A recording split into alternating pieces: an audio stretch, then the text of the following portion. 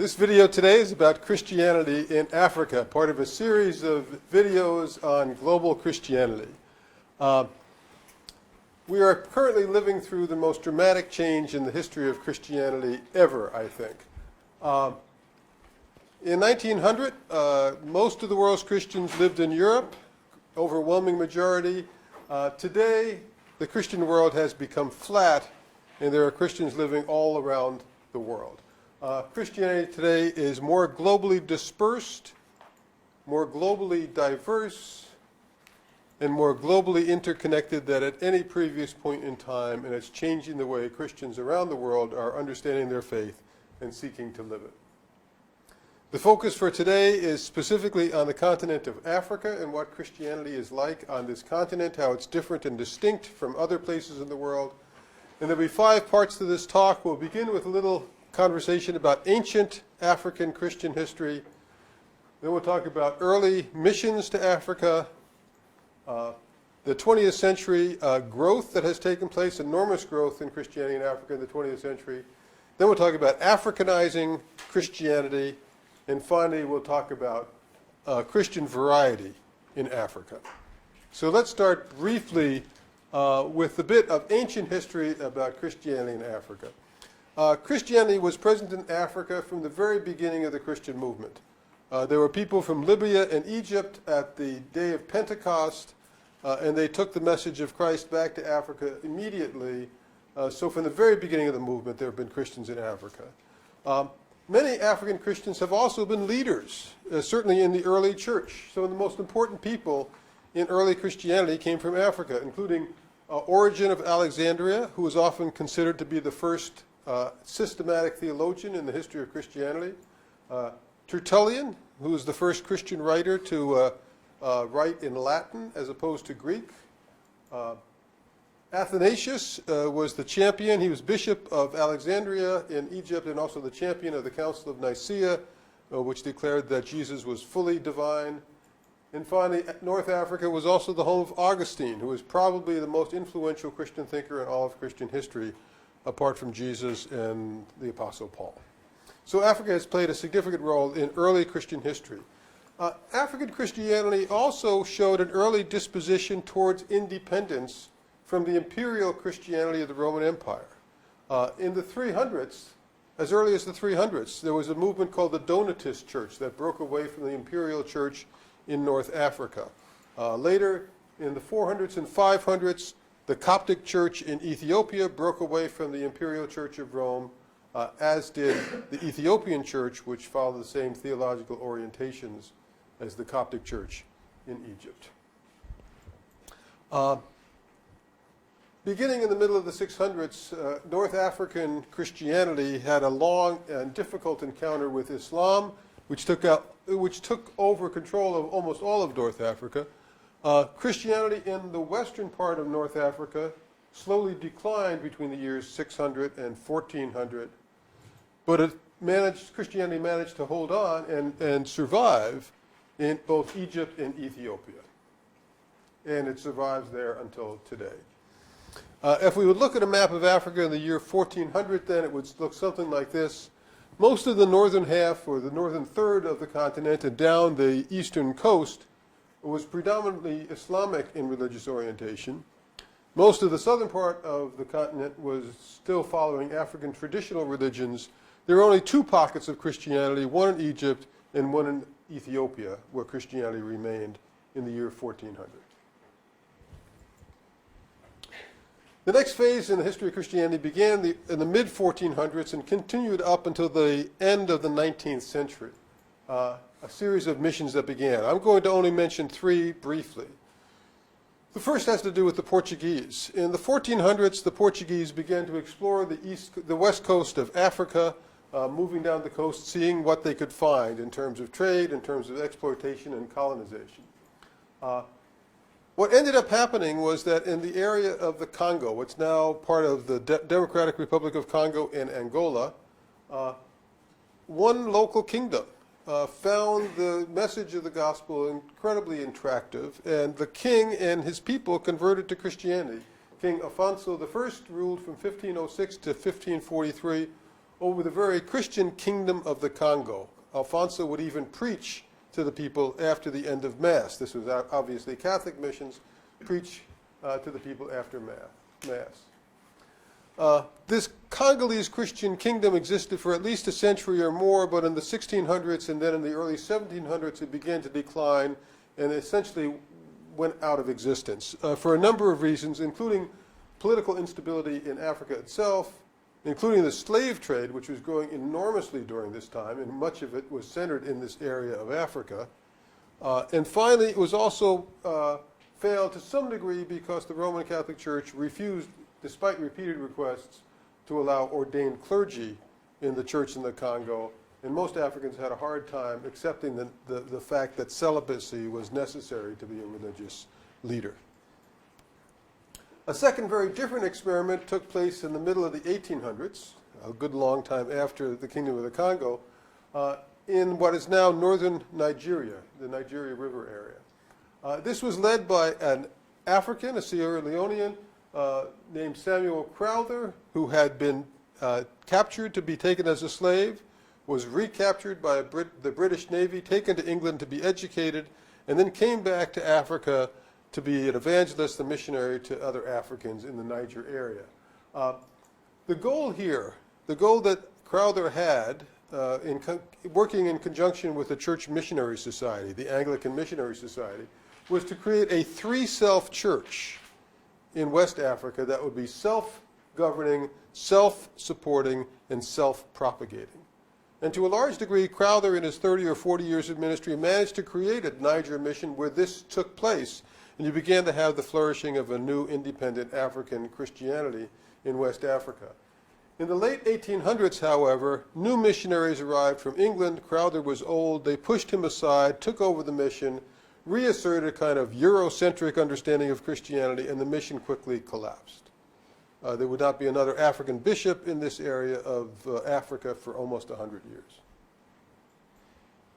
One third and very different way that Christianity was introduced to Africa during this missionary era was in South Africa. And here, Christianity was not introduced by missionaries per se, but by people who came to settle in the southern part of Africa. The Cape Colony emerged in the 1600s, a new white-ruled nation in South Africa. Originally, this was a stopping point for Dutch vessels who were traveling to Asia where they could reprovision. But the climate was so nice, the area was so nice that more and more Europeans moved here to settle. As they settled, they created their own white Christian churches for themselves, but they also created a number of other churches for Africans themselves. And this is the beginning of a long pattern in South Africa of differentiating Christians on the basis of race. So what emerged in South Africa was a Western European white church, Dutch Reformed church. They created mission churches for people of color in South Africa. And eventually, Africans themselves would create their own African independent churches that had nothing to do with white control at all, as they sought to oppose that racism was part of the colony. So in South Africa, Christianity is introduced by settlers who then end up producing this complex three-church pattern of Christian faith in the area. From 1400 to the late 1800s, if you looked around to see how had the map of Africa changed in terms of Christianity, the answer is relatively little. The top northern half of Africa was still predominantly Islamic. Egypt and Ethiopia remained centers of Christianity. This other area in the dotted line, Christianity had been introduced to many places in Africa along the coast, but in almost all of these places, Christianity, the Christian presence was very thin. At most, about 5% of the African population would have been Christian in the year 1885. So Christianity is still a very small presence in Africa at the end of the 19th century. What's taken place in the 20th century, however, was this incredible explosion of growth of Christianity in Africa. The African population today is roughly 6 times larger than it was in 1885. But the Christian population in Africa is more than 50 times larger than it was in 1885, and it's just been this incredible increase of Christians in the area, both as a result of conversion and as a result of Christians having large families in Africa. A lot of this growth was associated with the colonization of Africa. Between 1885 and 1915, almost all of Africa was claimed by one or another European power. The only two places that were not explicitly colonized by Europe were Ethiopia in the east and Liberia in the west. The two biggest colonizing powers were France, located mostly in North and West Africa, and Great Britain, who had a string of colonies running north and south along the east coast, or the eastern side of Africa, and some colonies in West Africa. There were other colonists as well, but those were the two main ones. One of the things that colonization did was it made it much easier for missionaries to get to Africa and to sustain themselves there. So during this period of colonization, Christian missions exploded in numbers. Hundreds and thousands of missionaries poured into Africa. Many of them, as in this picture, one of the primary means of introducing Christianity to Africans was through setting up schools and teaching children how to read and write, and also teaching them about Jesus and the Christian gospel. Because Christianity was so closely connected with this process of colonization, however, during this period of colonization, there was also an increasing growth in the number of African independent churches that were trying to set themselves up in contrast to churches that were dominated by and controlled by Europeans. So you have this double kind of Christianity emerging in Africa, not unlike what had taken place in South Africa before, where you have mission-controlled churches on the one hand and then African independent churches on the other. To some degree, this was relatively successful. This, again, is a map of Africa in around 1950. Again, northern half mostly Islamic. Southern half by this point, though, this blue area, would have been about a third Christian. About a third of the population would have been Christian by the year 1950 or in the mid-1950s. In the middle of the 20th century, however, especially in 1960 to 1970 or so, African colonization came to a very quick end. After World War II, most African nations wanted to be independent from European rule, and this quickly happened in the 60s and 70s. This shows the map. This red area in the middle are all those countries that became independent in the 1960s. A few, the yellow, became independent earlier than that, and a few, the orange, became independent later than that. But this was a very quick decolonization process in Africa. And what happened is that this decolonization process actually encouraged, or at least seemed to set a more fertile context for Christianity to advance. So this is what a map of the various three religions in Africa looks like in terms of a percentage of the continental population. In 1900, about 60% would have been following African traditional religions. A little over 30% of Africans would have been Islamic or Muslim, and only about 10% or less would have been Christian. By the end, by 2015, 50% of the African continental population is Christian, about 42% is Islamic, and about 7% follow African traditional religions. And what's interesting here, this is the era of independence, when independence was taking place, and that's where the real takeoff of Christian growth happens in the history of Africa. Right now, today, there's the dividing line in Africa. It still follows the pattern that's been there for more than 1,000 years now. The northern half of Africa is predominantly Muslim, above the 10th parallel. The population is about 90% Islamic. South of the 10th parallel, the population of Africa is about 75% Christian. So a radical difference between North Africa and South Africa. Africanizing Christianity.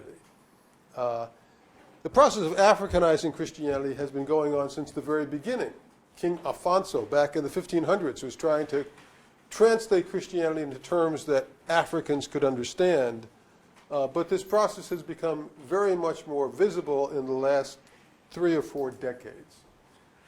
In 1971, a person named John Gattu, who was president of the Presbyterian Church in Ghana, called for a moratorium on all missionary activity in Africa. He said he wanted all Western missionaries to go home for a while and let African Christians be in Africa by themselves.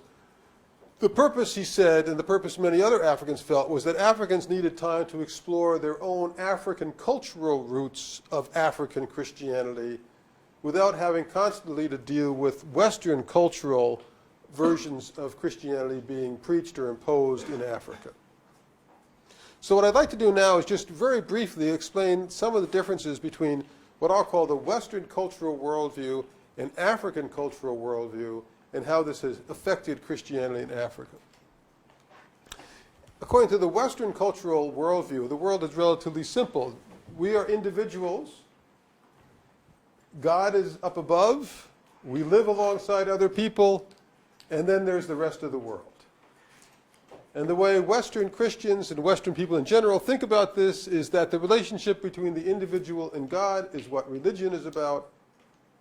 The relationship of the individual to other people is what ethics is about.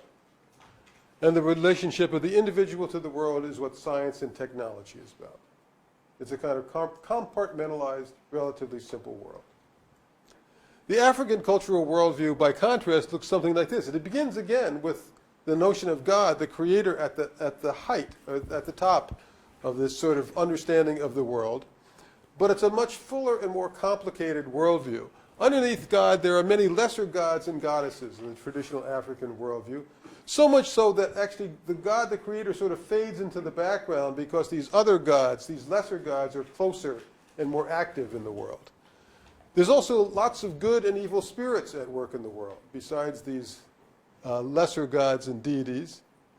There's lots of ancestors in what Africans call the living dead as well. There's an assumption that just because your body dies, it doesn't mean that the person disappears. The person is still part of the community, part of reality, still active. Then there are other people, including ordinary people, as well as seers or religious prophets, and witches who can do evil or bad things to people. And finally, there's a whole world of plants and animals and inanimate objects that also have some kinds of power, spiritual power or energy that it can affect who you are. And on top of this, these are all interrelated. They're all connected together. The lines are not clear, they're blurry.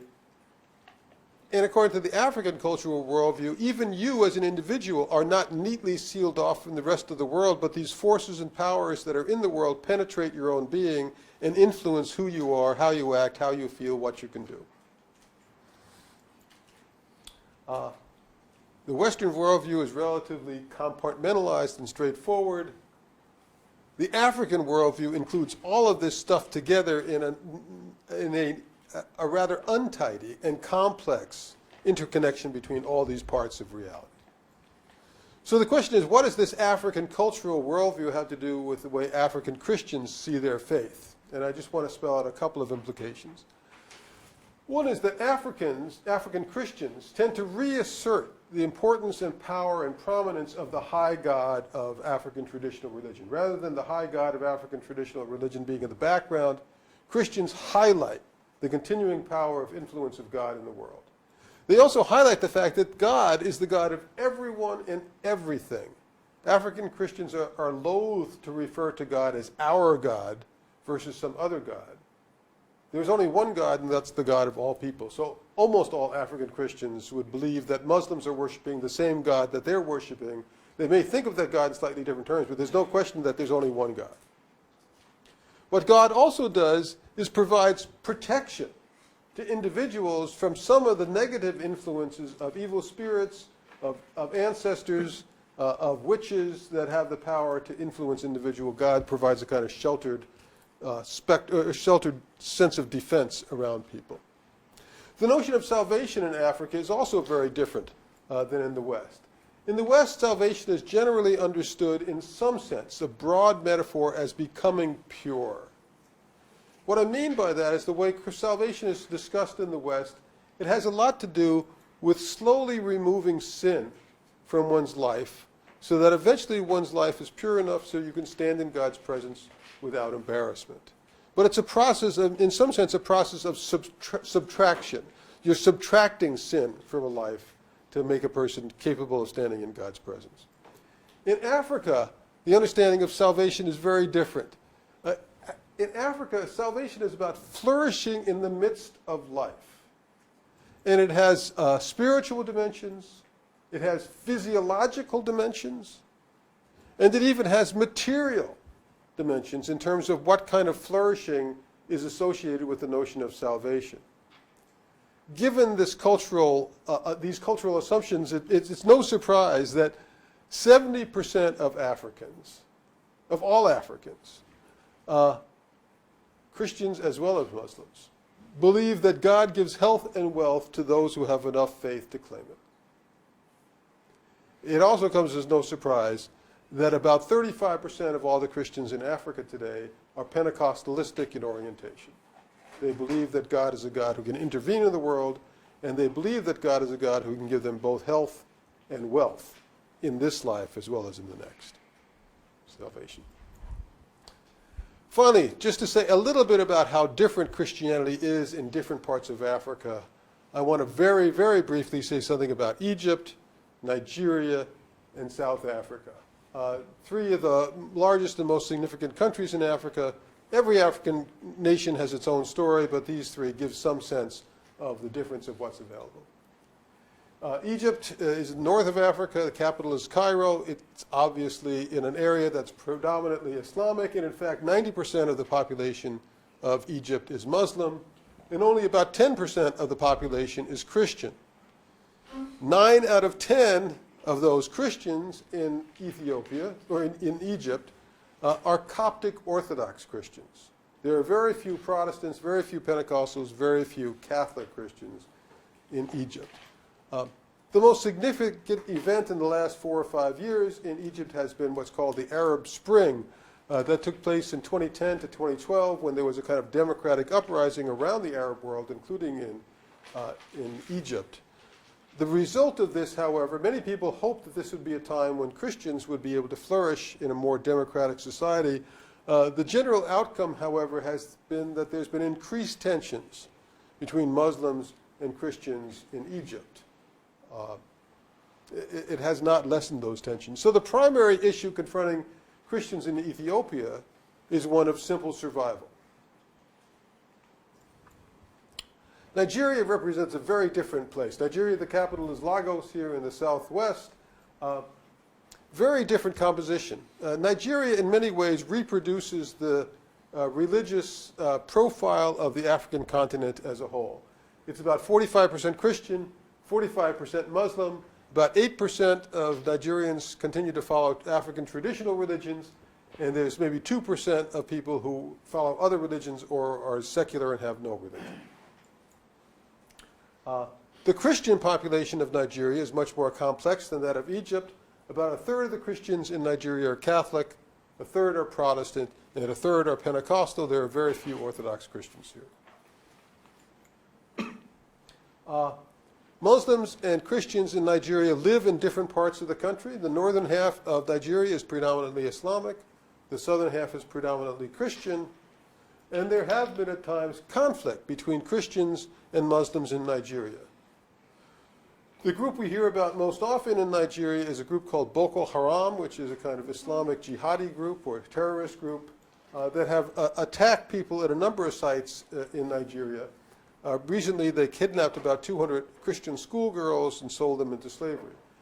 These are sites, though, of where Boko Haram attacks have taken place. What I just want to point out is that most of these attacks are in the northern part of the country.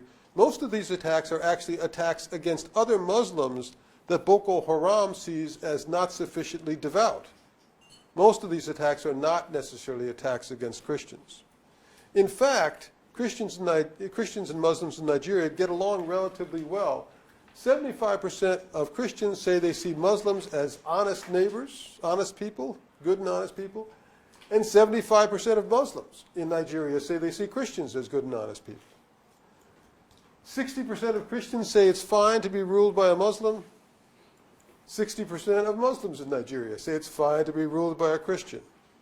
Now this means there's a good number of people, 30 to 40%, who don't want to be ruled by someone from the other faith. But by and large, Christians and Muslims in Nigeria have worked out a way of living with each other and cooperating with each other So the main issue for Nigerian Christians, one of the main issues, is continued peaceful coexistence with their Muslim neighbors. A third quick profile of diversity, Christian diversity in Africa, has to do with South Africa, capital of Pretoria. About 83% of South Africa is Christian. This is an overwhelmingly Christian country, more Christian than the United States in terms of percentage of population. About 7% follow African traditional religions, 8% are other religions or non-religious, about 2% are Muslim. In terms of the Christian population in South Africa, it is 50% Pentecostal, 40% Protestant, and only about 10% Catholic. So again, a very different profile than Nigeria. The big story in South Africa is the story of apartheid, which was this white racist political regime that dominated South Africa until 1990, where whites were allowed certain privileges that blacks were not allowed, where blacks had to live in separate areas from whites. It was a systematic, legally enforced racism that was built into society.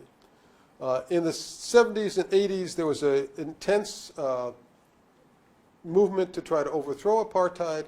And in 1990, in fact, apartheid was overthrown. In 1994, Nelson Mandela, who had been in prison for 27 years because of leading anti-apartheid activity, was released from jail in 1990. In 1994, he was elected president of South Africa and served a 5-year term until 1999 as president. Mandela's goal was to create a new multiracial, egalitarian, democratic South Africa.